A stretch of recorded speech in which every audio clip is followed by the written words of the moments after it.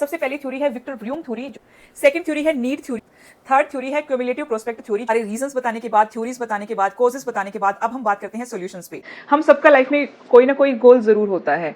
अगर हम school going या कॉलेज गोइंग स्टूडेंट हैं तो हमारा गोल है एग्जाम में अच्छे मार्क्स लेके आना। अगर हमारे पास जॉब नहीं है तो हमें जॉब अचीव करना एक हमारा गोल है। अगर हम ऑलरेडी जॉब में हैं तो हमें प्रमोशन चाहिए, बट उनके लिए एफर्ट्स क्यों डिले करते रहते हैं? इसके पीछे रीज़न है हमारी साइकोलॉजी, ह्यूमन साइकोलॉजी। हमारा ब्रेन इस तरीके से काम करता है कि हम चीज़ों को डिले करते रहते हैं। जो काम हमें करना चाहिए वो हम कल पे टाल देते हैं। उसकी प्लानिंग तो हम बड़े अच्छे से कर लेते हैं, बट चीज़ों को हम डिले करते रहते हैं। इसके लिए इंग्लिश में एक वर्ड है प्रोक्रेस्टिनेशन। हम प्रोक्रेस्टिनेट क्यों करते हैं, इसके बारे में आज हम बात करेंगे इस वीडियो में। Hello everyone, I am Seema Chauhan. Welcome back to my channel be authentic. आज हम बात करेंगे प्रोक्रेस्टिनेशन कैसे काम करता है। देखिए, हम चीज़ों को डिसाइड करने के बाद जब एक्चुअल में काम करने बैठते हैं तो हमारा माइंड हमें बोलता है कि थोड़ा सा टाइम पास कर लेते हैं, अभी काम करने का मूड नहीं है, थोड़ा सा फ्रेश अपने दिमाग को कर लेते हैं। उस रिफ्रेश माइंड को करने के लिए हम कभी अपने फ़ोन को स्क्रॉल करने लग जाते हैं, कभी आसपास में बात करने लग जाते हैं। तो ऐसे फ्रेश करने के चक्कर में, अपने माइंड को फ्रेश करने के चक्कर में हमारा बहुत सारा टाइम वेस्ट हो जाता है। उसके बाद में हम टायर्ड फील करते हैं, तो कभी हमारा सोने का मन होता है तो कभी हमारा खाने का मन होता है। बोलने का मतलब ये है कि जो एक्चुअल में हमें काम करना चाहिए उस काम को छोड़ के हम आलतू फालतू के सारे काम कर लेते हैं। जब हमें पता होता है कि ऐसा करने का जो रिजल्ट है वो काफ़ी बुरा होगा, उसके बाद भी हम प्रोक्रेस्टिनेशन क्यों करते रहते हैं? इसके बारे में साइंटिफिकली बहुत सारे मोटिवेशनल रिसर्चर्स ने बात करी है कि क्यों हमारा माइंड इस तरीके से काम करता है और इस चीज़ को कैसे रोका जा सकता है। काफ़ी लंबे टाइम से जो जनरेशन वाइज जनरेशन है, हम चीज़ों को डिले करते आ रहे हैं। तो डिले करने का जो अल्टीमेट रिजल्ट होता है वो होते हैं रिग्रेट्स, दुख, पीड़ा। जो हमें एंड में फील होता है कि हमने उस टाइम पे अगर काम कर लिया होता तो आज हम यहाँ नहीं कहीं और होते। अगर हम अपनी जॉब को अचीव कर लेते हैं, हमने सोचा था कि हमें 100% अचीव करना है और हमें 80% अचीव हो गया, तब कहीं ना कहीं हमें सेटिस्फेक्शन मिल जाती है। बट अगर जो आपके पास है और जो आपके पास होना था उसमें डिफरेंस काफ़ी लंबा है, तो दुखों का भंडार सारी लाइफ के लिए आपके पास रुकने वाला है। पीएस स्टील जो रिसर्चर है मोटिवेशन एंड प्रोक्रेस्टिनेशन के बारे में, वो 10 साल से भी ज़्यादा इसके बारे में रिसर्च कर रहे हैं। उनका बोलना ये है कि ये कोई नई प्रॉब्लम नहीं है। 50 सालों में 300 से 400% इंक्रीज हुआ है प्रोक्रेस्टिनेशन के बारे में। और हम किन किन चीज़ों को प्रोक्रेस्टिनेट करते हैं? ये होते हैं हमारे असाइनमेंट्स, हमारा ऑफिस का काम, हमारी प्रेजेंटेशंस, जो एक्चुअल में हमें काम करने होते हैं। उनके अलावा हम सभी चीज़ों में इन्वॉल्व हो जाते हैं, सिर्फ अपने काम को डिले करते रहते हैं। अब देखिए, किसी काम को करने के लिए अगर कोई डेडलाइन है, जैसे आपका एग्ज़ाम होना है तो उसके लिए एक डेडलाइन होती है, तो उसके जस्ट पहले ही आप काम करना शुरू करते हैं। ऐसा नहीं है कि आप स्टेप बाय स्टेप शुरू से काम करते चलें ताकि बाद में आप पे प्रेशर ना आए। प्रोक्रेस्टिनेशन करने के बाद क्या होता है कि जैसे ही आपकी डेडलाइन आई, उससे 1 या 2 दिन पहले आप काम करना शुरू करते हैं। पर आप इमेजिन करिए उन एम के बारे में, उन गोल के बारे में जिसमें कोई डेडलाइन नहीं है, तो उसमें आपका इंटरनल मोटिवेशन काम नहीं करेगा, आप प्रोक्रेस्टिनेशन करते रहेंगे और अल्टीमेटली उस काम को भूल जाएंगे या नहीं करेंगे। तो इसका रिजल्ट क्या होगा? इसका रिजल्ट होगा ज़िंदगी भर के लिए दुखों का भंडार आपके सर पे फूट पड़ेगा कि उस टाइम पे अगर मैंने सही डिसीजन लेके सही काम कर लिया होता, अपने आप को इंस्टाग्राम में, यूट्यूब में या फालतू की कन्वर्जेशन में इन्वॉल्व नहीं करा होता, तो आज मैं यहाँ नहीं कहीं और होता। प्रोक्रेस्टिनेशन की आदत से जो बाहर का प्रोडक्टिव एरिया है उससे ही से रिलेटेड नहीं है, ये आपके रिश्तों में भी पाई जाती है, ये आपके बॉडी पे भी काम करती है। सपोज आपका एम है कि आपको अपने शरीर को फिट करना है, तो आप सोचते रहते हैं कि अगले महीने से शुरू करूंगा, अगले महीने से शुरू करूंगा। ऐसे करते करते करते नए साल का आप वेट करते हो, फिर आप रेजोल्यूशन बनाते हो 1 जनवरी को कि इस साल मुझे फिट होना है, बट फिर भी आप उस पर काम नहीं करते। तो देखिए उसके रिजल्ट क्या हो सकते हैं। उसके रिजल्ट हो सकते हैं कि जल्दी ही आपका शरीर बहुत सारी बीमारियों को पकड़ लेता है। अगर आपने ये काम करा होता तो आप उन बीमारियों से दूर रह सकते थे। दूसरा होता है इसका इमोशनल एस्पेक्ट। आप हमेशा सोचते हैं कि इस बार तो मुझे अपने रिश्तेदारों से मिलना है, किसी पर्टिकुलर जो आपका रिलेटिव होता है, आप सोचते हैं कि मुझे उससे मिलना है, मुझे उससे मिलना है, तो आप चीज़ों को डिले करते रहते हैं, आज नहीं कल, आज नहीं कल। एक टाइम ऐसा आता है कि वो रिलेटिव आपका दुनिया में ही नहीं रहता, आपको जो उनके लिए कुछ काम करना होता है तो आप उसको डिले इतना कर देते हैं, उनके जाने के बाद फिर आप में एक दुख उभर के आता है कि काश मैंने ये पहले कर लिया होता। ये जो काश वर्ड है, ये आपकी लाइफ में नहीं आता अगर आप चीज़ों को प्रोक्रेस्टिनेट नहीं करते।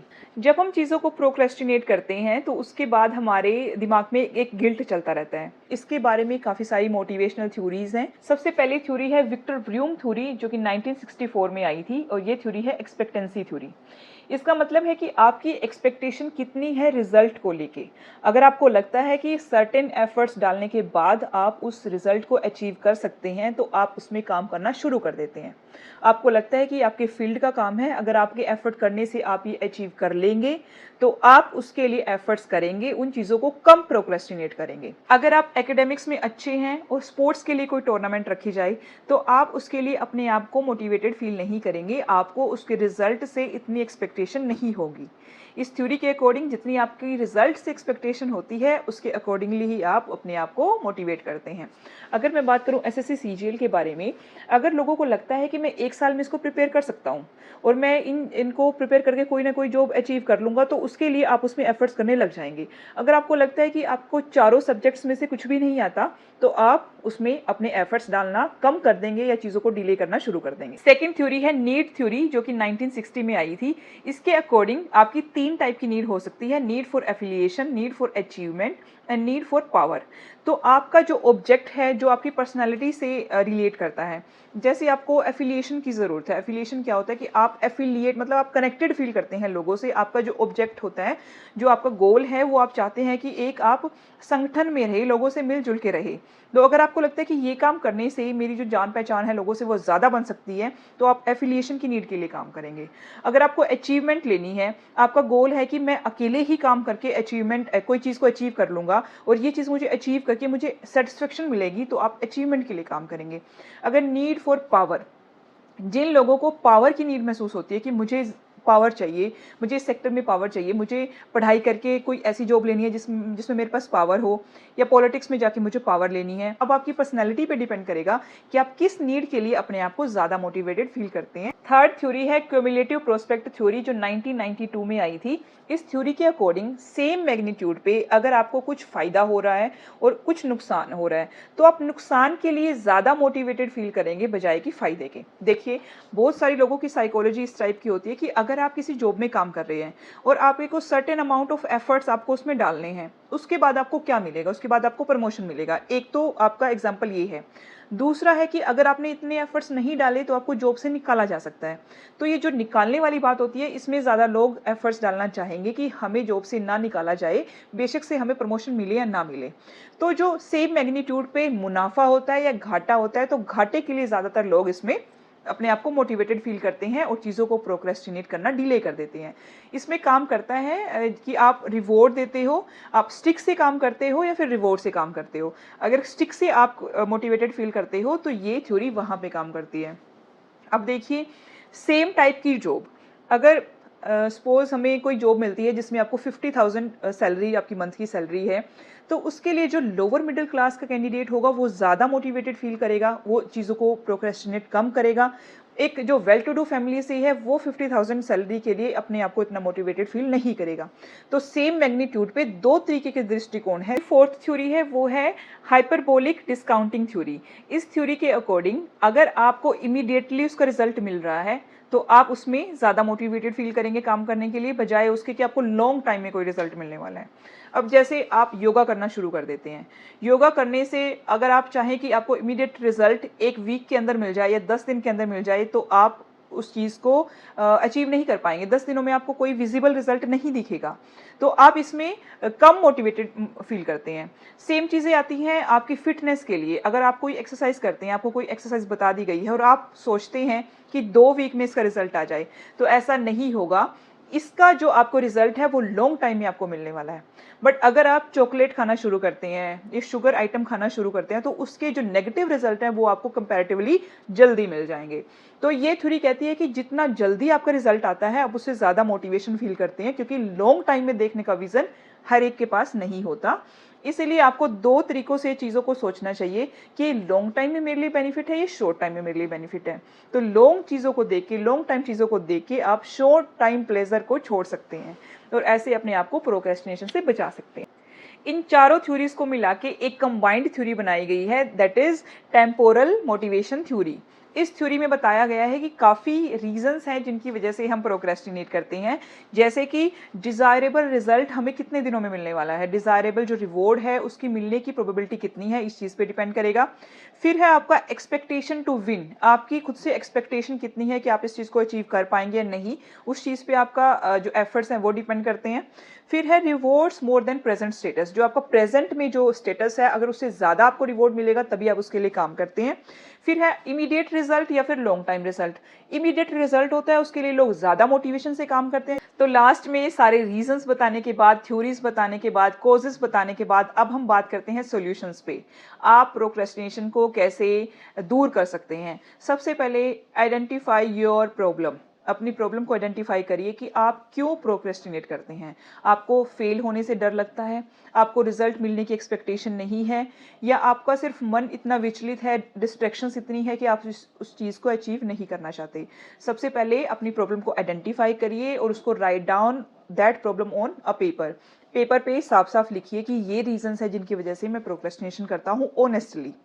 उसके बाद क्या है कि आप अपने गोल को उठाइए, जिसके बारे में आपने प्लानिंग करी थी, उस गोल को छोटे छोटे हिस्सों में डिवाइड कर लीजिए। अगर आपको कोई बड़ा ऑब्जेक्टिव है, फॉर एग्जांपल अगर आप किसी कॉम्पिटिटिव एग्जाम की प्रिपरेशन करते हैं जो कि 1 या 2 साल में होने वाला है, तो उसके बाद उसके सब्जेक्ट्स को आप छोटे छोटे हिस्सों में डिवाइड करिए।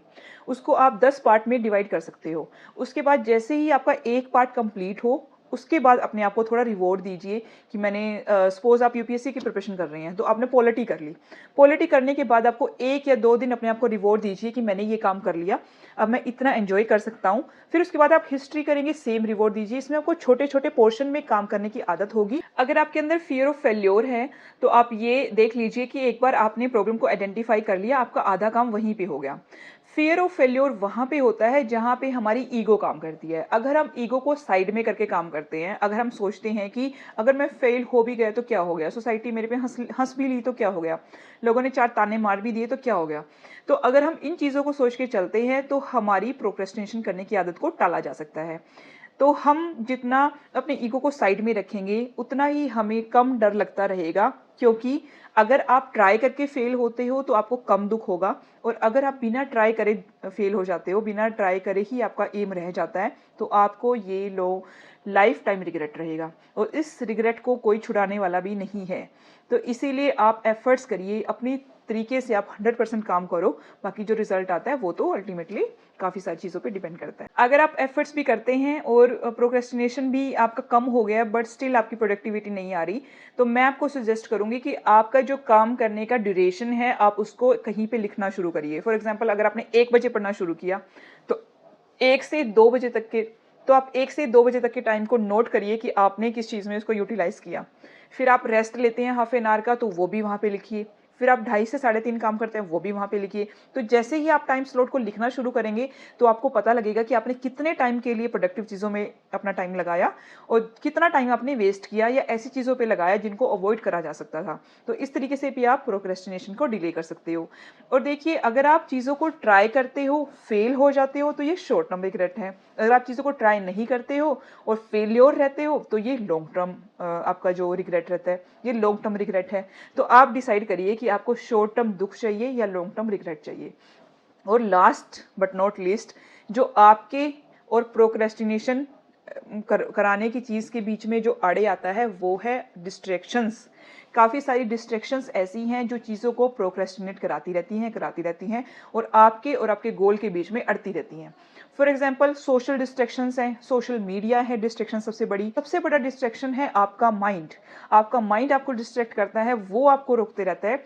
इसीलिए एक भजन में भी मैंने सुना था कि आप मन के दास ना बनो, मन को अपना दास बनाओ। तो ऐसे करने से आप अपनी चीज़ों को सही टाइमली पूरा कर लोगे और प्रोक्रेस्टिनेशन की इस प्रॉब्लम से छुटकारा पा लोगे।